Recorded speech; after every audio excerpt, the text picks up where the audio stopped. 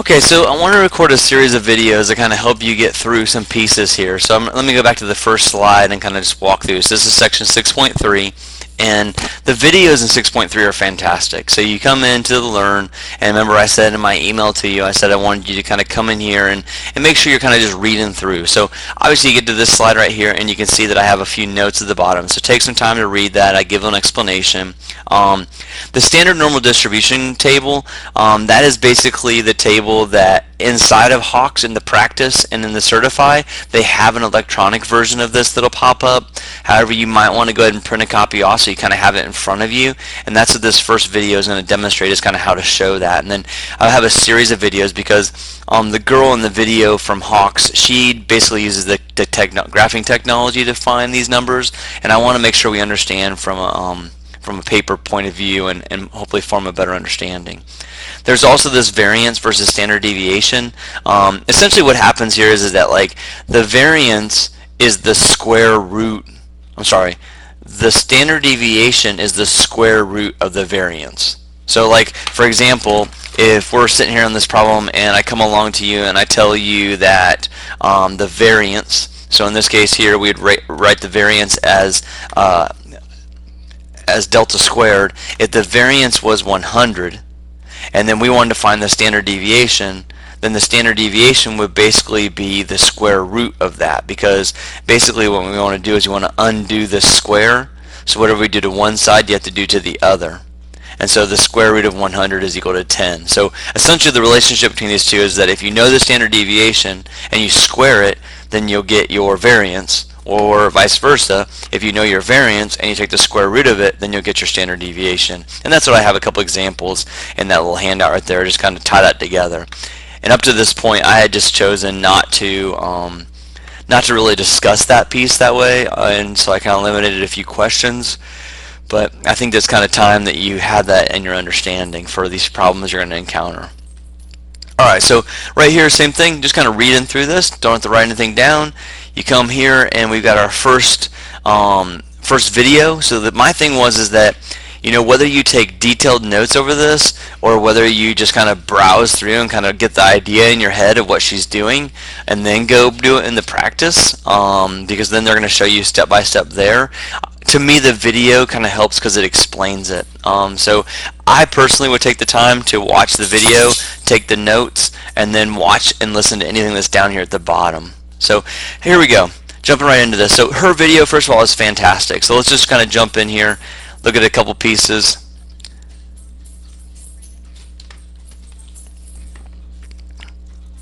So great explanation all the way through. She gets to this spot right here. She's got your z-score calculated for you. She's like, okay, so here's your z-score, here's the deal, this is how it works. Alright. Then all of a sudden she jumps to this thing where she's like, okay, well now, you know, this is great explanation right here. So she gets to this spot. Sorry about that. That little thing at the bottom kind of messes me up.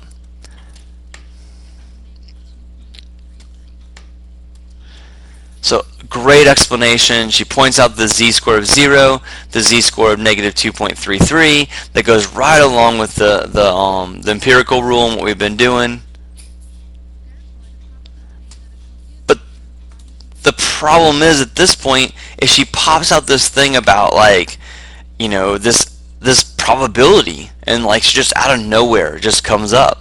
And so that's the part I want you to understand. I mean, I hope you can understand that we're saying, okay, well, if your x value, your data value is less than this, that essentially means that on this screen right here, that this is x equals 96.9, and this is z equals, whereas my mean would be z equals 0, and my mean would be x bar or whatever you want to write it, and my mean is 98.6. And so this is the relationship. You know, if you're 2.3 standard deviations below the mean, you're going to be a little bit lower, and that's all based upon your standard deviation of 0.73, and that goes along with the empirical rule. Well, now this table, the standard normal distribution table, allows us to actually find this area to the left. Keyword is it finds it to the left. And so when we look later and we need to find it to the right, we'll talk about what the extra step is. So where does she get this number? That's my key thing right now.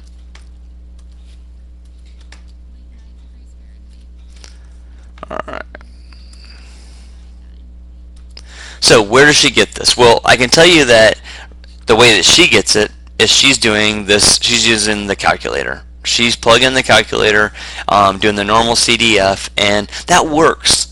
But the deal is that, I mean, do you really understand what these numbers mean? And probably not, is the case. So I want to make sure we understand how to use this normal distribution curve, or this table, excuse me. So let's take a look at that. So we have the z-score of negative 2.33. So I'm going to pull up that z table, or that standard normal distribution table. So I'm going to pull that guy up, and let's talk about what this table says. So a couple key things about this table. First thing is that this table tells you to the area to the left. So if I draw a rough sketch of a normal curve, remember that my mean is right smack in the middle, so that's z equals 0. That means that 50% of this graph is over here and 50% of this graph is over here. These are my negative z-scores. That would be -1, that would be -2, that would be -3.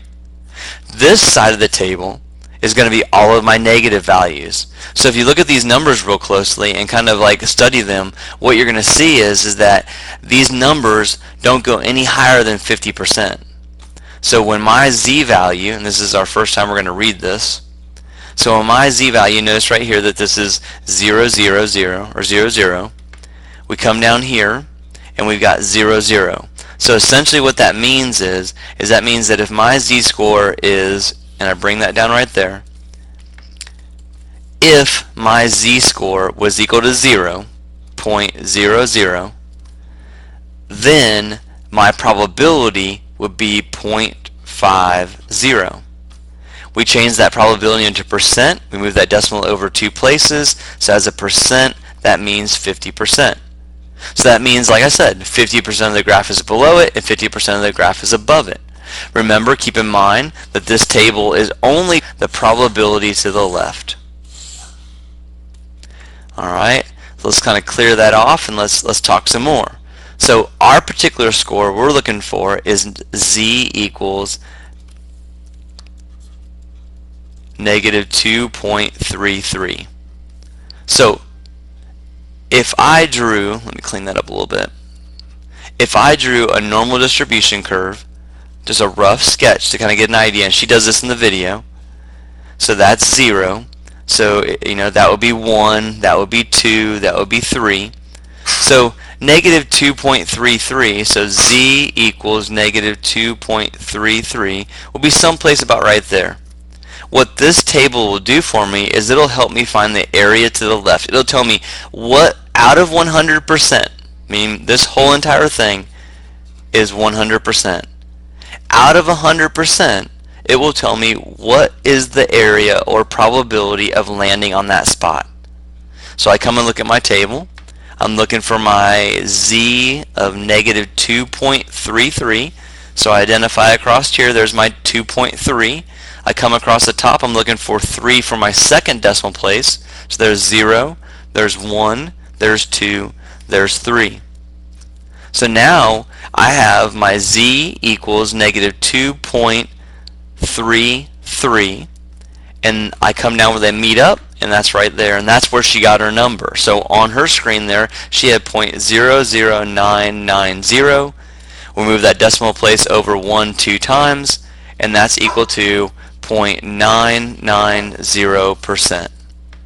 Alright, so there's our first taste of being able to use the standard normal distribution table.